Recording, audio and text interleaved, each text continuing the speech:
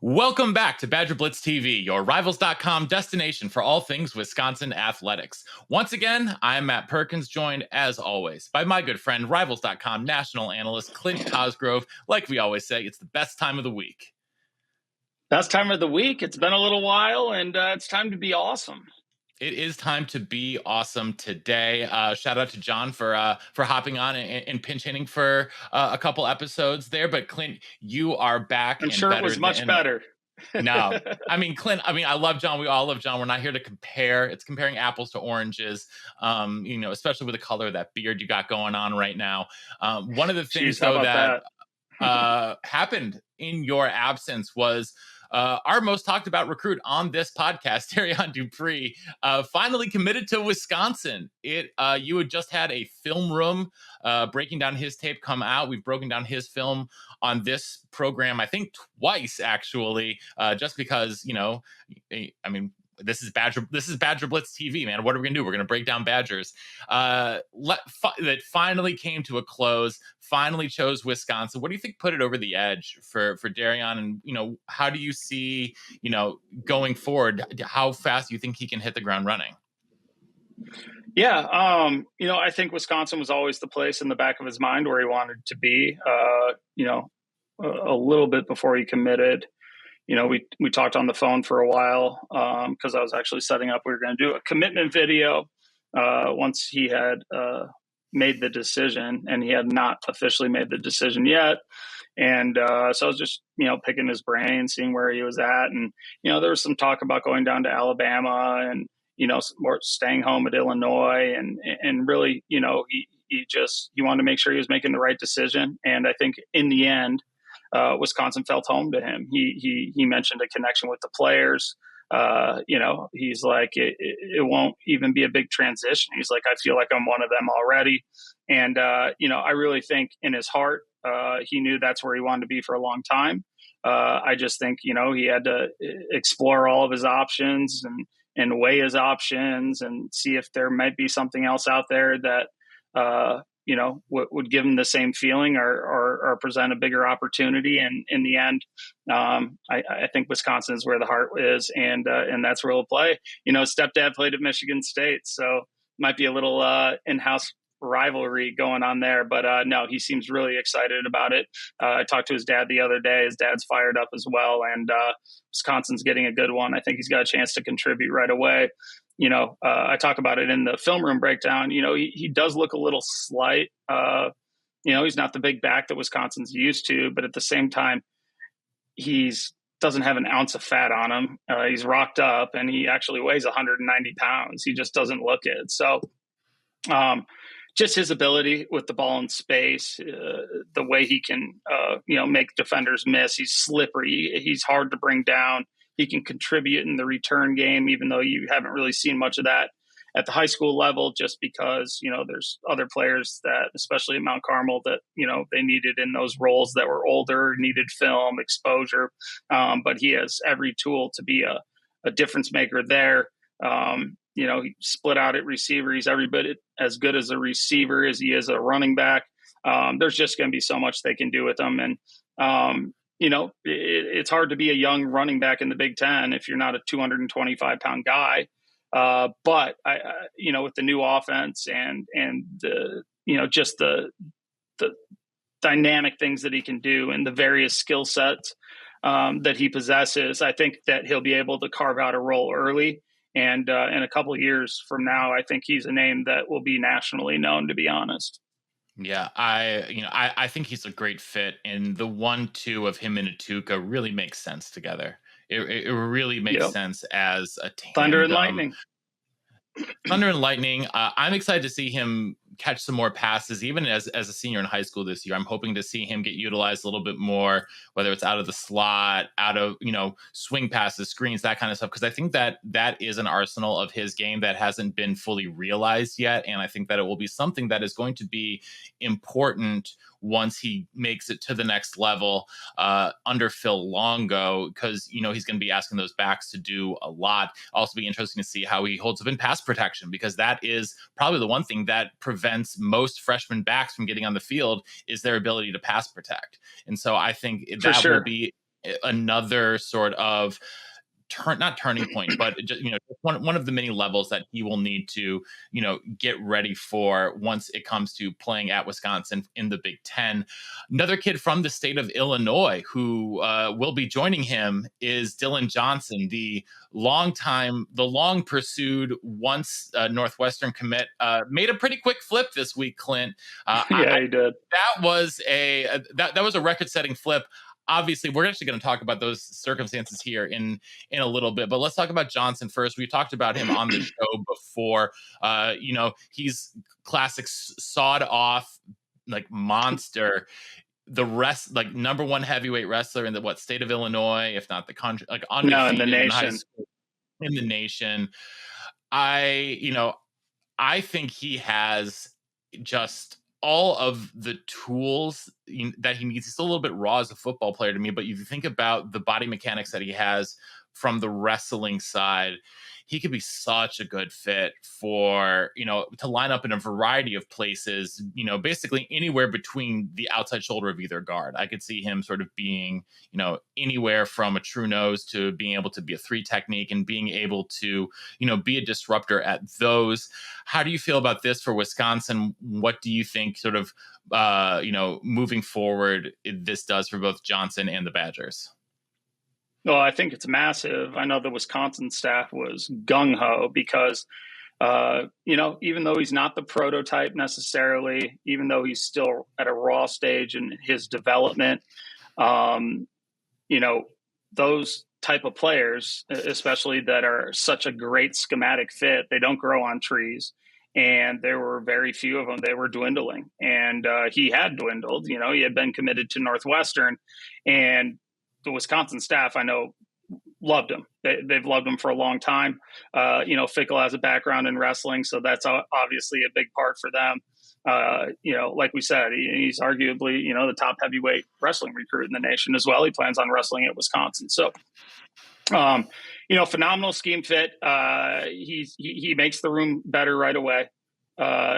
He's a guy who's going to have a chance to do some things in the coming years. And, if he has a brother, and I think we've talked about this before, who played at Missouri State and really didn't play much until like his senior year. He hit a growth spurt, grew like 4 inches or something, ran phenomenally. And then, he's playing in the NFL now. So Dillan's way leaps and bounds farther ahead than his brother was at that same point. And, you don't expect to have a spurt and a quick late development like that. But if he were to, have that on top of what he is right now, I mean, you're talking about a big time player. Now that remains to be seen. I have no doubt that he will be a fantastic addition to the defensive line room. Obviously the wrestling program is getting a big one as well. But this is an upside play. He's a great schematic fit. And, I'm going to trust the staff's evaluation on this one as well, because just what I've heard is that, they see him as a potential elite player. And, so it's a massive get for the Badgers. Yeah, I liked it from a scheme fit, especially. I love wrestlers when it comes to linemen, interior linemen. I just, because of, especially as a defensive lineman, you have to move and control so many different parts of your body so low to the ground so quickly and explosively that it just translates so well. And I think that gives him the potential to be, not just to be able to hold up against the run, hold up against double teams, but shed guys and really use angles like you learn to do when you are wrestling, and learn how, angles of leverage and all of that good stuff. And I think it's a great pickup. I think some that may assuage some of the murmurings and disappointments in Greg Scruggs' defensive line recruiting, which John and I have talked about on here. So obviously, did guys like Benedict Ume, quote unquote, get away? Yeah, maybe. But, I think Johnson's a great piece. They're still going to be going, for a couple more down linemen to fill out this class and fill out the class. I mean, they got Anelu Lafaele. I'm going to be able to pronounce it by the time he graduates, I hope. As an outside linebacker to pair with Thomas Heiberger this week. And the class is really coming together. I mean, I think there's room for 3 or 4 more guys, maybe. And, they're looking at Xavier Lucas at corner, a couple different defensive linemen, Liam Andrews, probably the most notable one. And, maybe a third running back in Dillan Jones. Maybe if 1 or 2 guys really pops this fall, I could, but there's not a whole lot more holes to fill. They got 5 offensive linemen. They've got the linebackers that they want. They've got the safeties that they want. Man, having it wrapped up this early is kind of crazy. Pretty much. It's, I know things will change. Well, then you got to buckle in and hold on to them. And, numbers can change. Guys get hurt, guys transfer. And, the NCAA made it so you could sign as many as you need to fulfill your scholarship limit. So this class could end up being bigger than we think it will be right now. Not saying that will happen, but there's usually some fallout over summer or leading into summer. So, and then you got a whole nother spring ball next year, which could change things as well. So, it's crazy to think, that there is still a lot of time until this class signs. I mean, Dylan's got a whole nother year of high school football. So the phenomenal class so far. I think, they've really outpunched their weight class as far as, developing a national footprint. And going after and getting the guys that they've identified that they want, like Dillan Johnson was their guy. They don't care if he's a 5-star. They wanted him. And so to not only have a class that is highly ranked like they are right now with they have 16 commits. I know when they had 15 and I did the Big Ten report card. Well, maybe they have 17 now. I don't know. They were 15th class in the nation. So to do that, with only having that number of commits, most of the highly rated classes are, 20 something commits in the boat. So they're getting a high quality player. They're getting the guys that they want. Much has been made about the in-state guys. I'm not worried about that long term. And I would only be worried about that if, they weren't punching outside of their weight class nationally, because they're going out and they're getting guys. And, getting a guy like Amelia Ogard from the East Coast and, who didn't even have Wisconsin as top 5. I think it's a testament to what they're doing, from a recruiting philosophy standpoint, and then the way they're being aggressive. No players out of reach, and we haven't always seen that with Wisconsin recruiting. They're targeting big fish and they're going and they're trying to land them. Yeah, and they're they're being successful. They're up to 13th in the country right now as we record. So 13th, wow. in the rivals ranking with 19 guys committed. So it's 19. Geez, I got 15 confused with the previous 15th ranking. Yeah, there you go. Yeah, well, because I think since you did that, they had both the Flip and Lafaele announcement. So there's 2 guys right there. So let's talk though a little bit more about the situation at Northwestern and the fallout from that, not from necessarily a Wisconsin standpoint, but just from a larger college football standpoint. You're in Chicago, we've seen a bunch of decommitments and stuff like that, but how damning for the program do you see this being, and how has this changed how recruits that you've talked to are feeling about the program in general? Yeah, I mean, the damage, I think, is mostly coming from how it's been handled. When there's allegations like there were, very serious matter, disturbing stuff, and, administrations, they have to take action. The fact that there's been very little transparency, almost like hiding behind it, and then keeping the entire staff, which would in my opinion, be more plugged into what's happening in the locker room. They're with those kids in that room every single day, whereas Fitz, who we all know, or, I've known him for a long time. I've always seen him as a man of high character.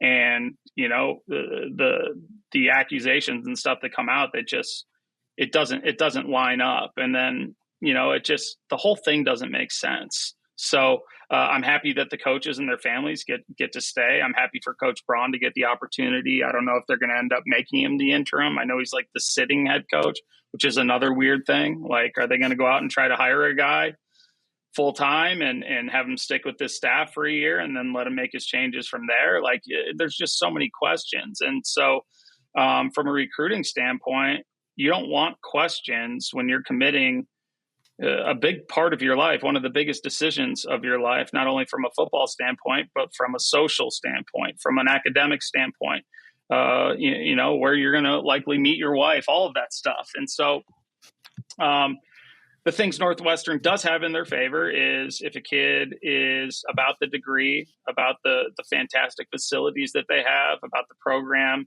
that has traditionally been, very solid, and, Fitz proved that you could win there. If they're not caught up in a coach, if they're not caught up in anything like that, maybe they'll wait for the dust to settle and stick with their pledge. But if I'm a parent of one of these recruits, or if I'm a recruit themselves, one of the things that I'm wondering is, well, okay, this was handled this way. How are they going to handle things in the future? And there's just so many questions.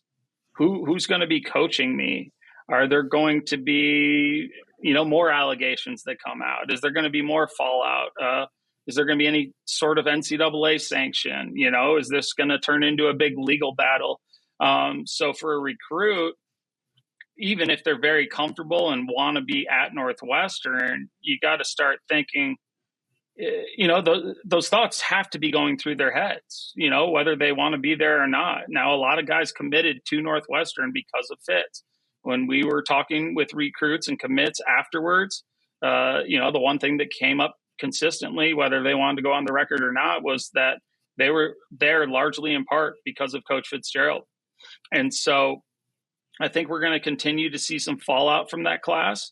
To be honest, it's a damage control situation. I think as a recruiting coach, if I'm one of their coaches, it's just like anything else. You identify the pain points. You try to answer any questions that you can. Their hands are kind of tied. They probably don't know all the answers to the questions, but you sell what you do know. You sell the facilities, you sell the campus, you sell the academics. And if you can get a kid to commit to that, really commit to the school instead of the current state of the program or a current coach. And if these coaches, and coaches are competitive, and some coaches really like to recruit, I don't see them just saying, oh, screw it, we're done here. No, they're going to go out there and they're going to try to get the best players they can. And I won't be surprised if they do land a big player. You're probably going to see some of their better commits decommit as well. So there's just so many questions surrounding this class. This could be horrible. It could be something that sets them back. If it kind of changes direction and gets handled a little better, in my opinion, or if they can, manage to hire a big name coach and get him to come in regardless of the staff the first year, just for that opportunity. And because it is, regardless of national opinion and how hard it is to win at Northwestern, it is it's a sought after job. This is a job that will have a lot of interest, that does have a lot of interest. I've talked to some of the people who would be considered candidates, and they are very interested in the job. So, they can recover from this, but there's going to have to be some damage control. They might have to hire a PR agency like Britney Spears person or something like that, because things aren't looking so sunshine and rainbows right now. But it's going to be about damage control. I mean, people have always preached, you commit to the school, not the coach. But Northwestern felt like one of the few places they actually could commit to the coach because he knew he wasn't going anywhere because he was a legend. Yep. And that's got to be upsetting. Like, there are very few schools where you could say, I can guarantee this coach is going to be here for the 5 years that I am potentially at school. I mean, you can count on less than 2 hands pretty much with the amount of movement and rumors and even guys who've been at jobs for a while. 5. Because the guys who are the stable ones could retire soon. I mean, like, Ferentz, he's going to be there. Or is he? Is he going to retire? Saban, he's going to be there. Or is he? Is he going to retire? Like, there's very few places. And then you get these Kyle other Whittingham, coaches. Kirby Smart, Pat Fitzgerald. And what if Kirby decides he wants to win a Super Bowl? Like I don't Saban think Kirby ain't going I don't nowhere, think so man. either. I don't think so either. But I'm just saying, like, there's very, very few programs and very few guarantees as far as your coach is going to be there. And Northwestern was one of those. Mm-hmm. Yeah, and so I think that is going to hurt the recruiting a lot. Like, that is going to hurt a lot. And if you are an opposing coach and you see this happen, it's it's chum in the water, right? It's like I mean, clearly Wisconsin did this. I mean, it's not like, I think some people, depending on the kid, obviously, but even if I am a 4-star recruit and I am committed to, let's say, Michigan, that doesn't mean that coaches from other schools still aren't contacting me. Like, I might be verbally committed, but I'm still getting DMs and calls from everyone else at the same time. And so it's not like once I don't think Wisconsin stopped reaching out to Dillan Johnson. Absolutely. And it's like, why? And it's also why you have to keep constantly recruiting your own guys who've already committed. Because that everyone else is out there doing the same darn thing. Exactly. And the caliber of player that they're getting, well, who says that Alabama or Georgia doesn't swoop in? And that doesn't mean that a kid defects, but it's going to give them something to think about, And so, it's moving forward. Yeah, it's identifying the rest of the guys that are priorities and really recruiting the heck out of the guys that you already have in the boat. Yeah, absolutely. Well, I think we're going to wrap it up there for us this week, Clint. It's great to see you, buddy. Great to have you back. Great to be back. And we will be back same time, same place next week. Check us out in the Badgers Den. You know what to do. BadgerBlitz.com all day. Rivals.com network. He's Clint Cosgrove at Rivals_Clint. I'm Matt Perkins at _Perko_. Tune into the Believe in Badgers podcast. If you missed our episode with Coach Fickle, check that out. Just dropped a new one with Jerry Mao, I didn't know about that. I'll have to check it out. The Badgers social media coordinator, video guy. Awesome episodes, some really funny moments from that. We had Joe Thomas and Brady Collins in the last episode with Marty Stray and Gio Paez. Hollywood. We've got a really fun episode. You and Bernie are going to Hollywood. Couple fun episodes. I don't even get to come on anymore because you have famous people on now. Well, we have next week, we've got former running back Dwayne Smith, who some of you guys may not remember Dwayne, but Clint, I know you remember Dwayne. I played with Dwayne. We talked about, because he's a Chicago guy. He was recruited by your dad. Was he Mount Carmel? And he might have been he wasn't Mount Carmel. No, he was Towns. Proviso. Like no, Dwayne was. No. He Hales Franciscan. Sorry. Oh yeah. And Hales isn't even there anymore. Yeah.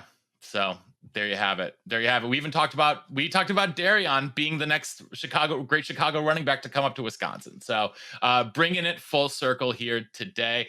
Make sure to check that out when it drops, and make sure that you are sharing this with everyone you know who loves the Badgers, and even people who don't, who just love Clint. Because let's face it, everyone loves Clint. Until this time next week, we will see y'all in the den. See you in the den.